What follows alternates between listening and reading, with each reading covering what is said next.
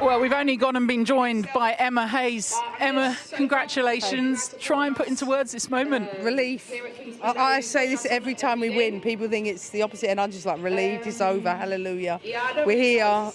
The second half, I think, epitomised what we're about. Certainly not the first half, and we had to dig deep, but we've done it all year. You can hear the noise in the background, how much they appreciate the players that are on their way. We'll talk about them in just a moment.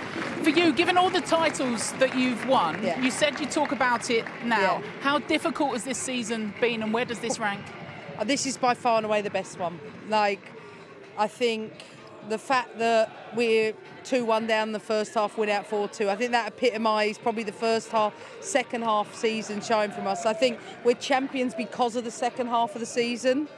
I think we know how to get over the line, but I do think we've been tense the last couple of weeks, even with all that experience, but we can get it done. And that you can't legislate for that. Emma, you said tense there, got it? So, like, tense in the first half. What did you say at half-time? Because it was a completely different team. Well, I changed the shape, and I changed, so we went 1v1 everywhere, made it a bit more difficult for them to be comfortable and use the pitch. And secondly, I felt by bringing in Beth, because their fullbacks were getting tight with our wide players, I said no problem, we're going the spaces behind. I thought Beth and Sam run those channels really well.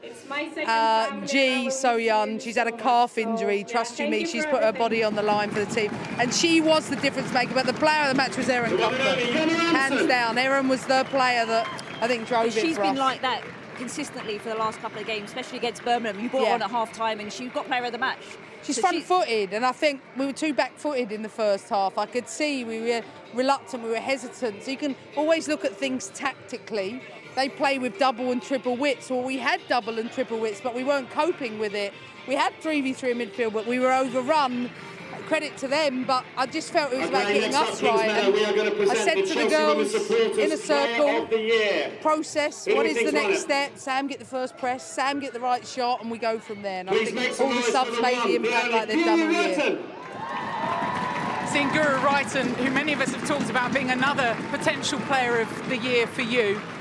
Out of all these players, is there one that you look to that you just think, and I know it's difficult, but you just think, I'm so glad for them, I'm so glad for that moment? I have to say Millie Bright. I think Millie has been unbelievable. Sam Kerr wins you games, but Millie's been available for every game, and for that reason, and leadership when Magda was absent, I think has been exceptional. When did you see that shift change? Because I know you were commentating on England and you talked about that, this change in Millie Bright.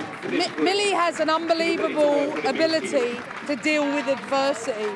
So if there's anxiety around things she's not doing so well, she fixes it, she trains it, she works at it. She's not just a leader within the group, but she's someone who I think she can always keep finding another level in herself. She's been amazing. Emma, you mentioned adversity there. You've probably got a deep squad. How do you keep everyone happy? How do you get them when you turn to that bench and you're not winning the game, or throughout the season it's not gone right, and you pick the player and then perform? Because some players wouldn't. They'd be fuming they're not starting. How do you keep them happy? You have to accept it. You've got to buy into the culture and the ethos that teams win you championships.